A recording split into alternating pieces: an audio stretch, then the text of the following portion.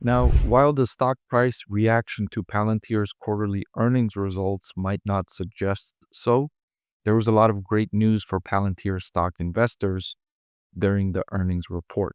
There was a lot of good data points for Palantir stock investors to digest.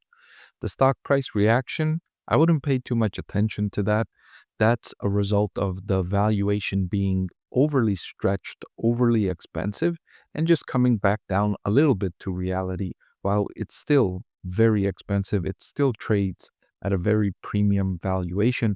And so I wouldn't be surprised if the stock price faces these kinds of declines again in the future as the multiple comes back down. The business itself, the fundamentals are really, really strong. Maybe not strong enough to deserve such a super premium valuation, but they're strong nonetheless. And that's what I'm going to talk about in this video. So many of the strong data points of the company's progress in its business ambitions. I want to thank the Motley Fool for sponsoring this video.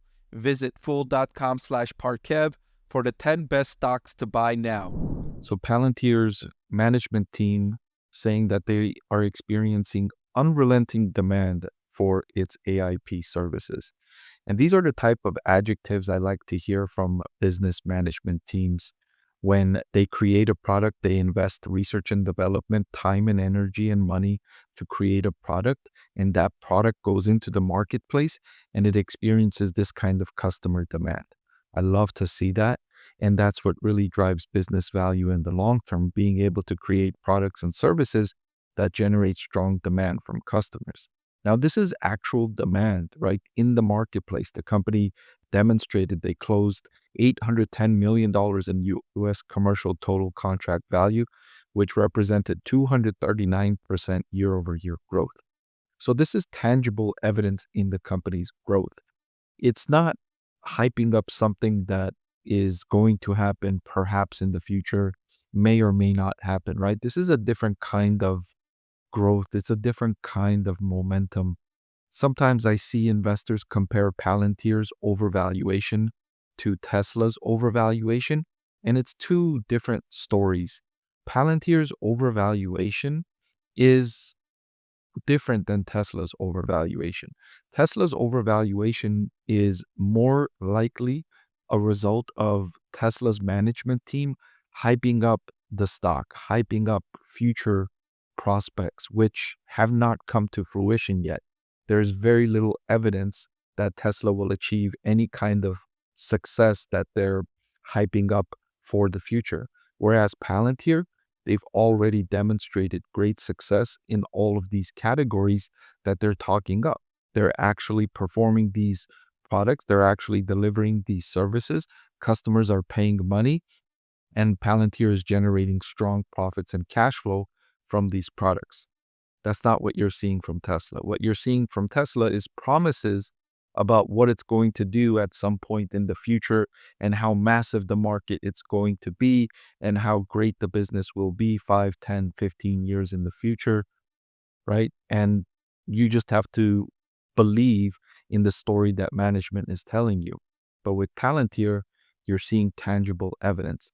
So I don't think it's a fair comparison to say that Palantir's overvaluation is similar to Tesla's overvaluation. They're both momentum stocks. They're both very popular with retail investors.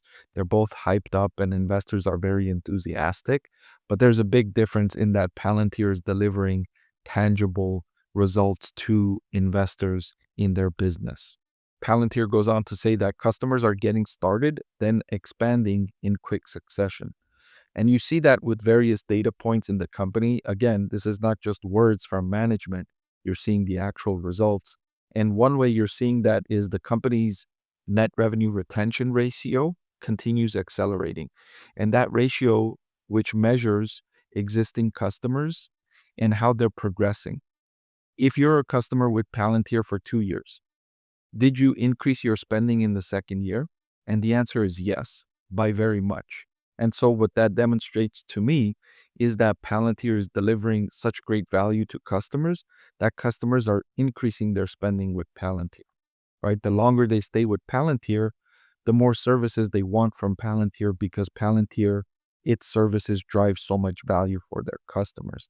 And that's why I say, like, even though the stock price was down by 13, 14, 15% on the day after the earnings release, it was a really good quarter. It was a really strong quarter from Palantir, a really impressive quarter.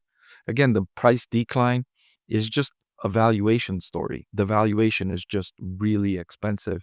And it's because the business is so strong, but it's no secret. Nearly every investor knows Palantir's business is very strong. And in fact, many investors are overstating how strong Palantir's business is because it's difficult to quantify this level of success. It's difficult to extrapolate this level of success, and investors jump to the conclusions and say, well, if their revenue is accelerating by this much, their revenue, if they continue accelerating their revenue for the next 7 years, then it can be this large and it can be a multi-trillion-dollar company, et cetera, et cetera. And I think that's getting a little bit ahead of yourself. I think that's a really risky move to make that conclusion, to think that this type of second derivative growth, which is talking about the rate of increase, the second derivative, that type of growth, extrapolating that for the very long term or any long period of time is a risky proposition. Very few businesses have been able to generate second derivative growth for any meaningful period of time. That's a very difficult thing to do. Business is a highly competitive environment. And even though Palantir's customers are at least, Palantir's competitors are at least one step behind, arguably 2 or 3 steps behind them, they will find ways to capture market share in this environment. They will invest in hiring new people. They will invest in creating new products, and they'll find a way to generate market share growth in a market that's growing so quickly, right? Palantir will have a difficult time sustaining this level of success for any extended period of time. So Palantir saying that the pace and magnitude of these deals are being driven by the quantified exceptionalism our customers see from day one working with us. And that's what I talked about earlier, right? Their customers are seeing so much value. And of course, if you're a business owner and you spend $100 and you see $200 in value, you're going to say, let me do more of that, right? I spend 100, I get back 200. I'll just keep doing that all day long and my business will benefit. Of course, I'll pay you 100 for 200 in value. And this was great news for Palantir stock investors. I encourage you to focus more on the fundamentals of the business and focus less on the price movement of the stock. Hey everyone, I'm excited to announce that my book is finally available for sale. I've been working on it for more than a year now, so I'm really excited to finally share this with you now. It goes through my framework for evaluating stocks. Some of you often ask why I like this stock or why I like the other stock, and this framework provides you the things that I look at when I'm evaluating stocks. I've added the link in the description below.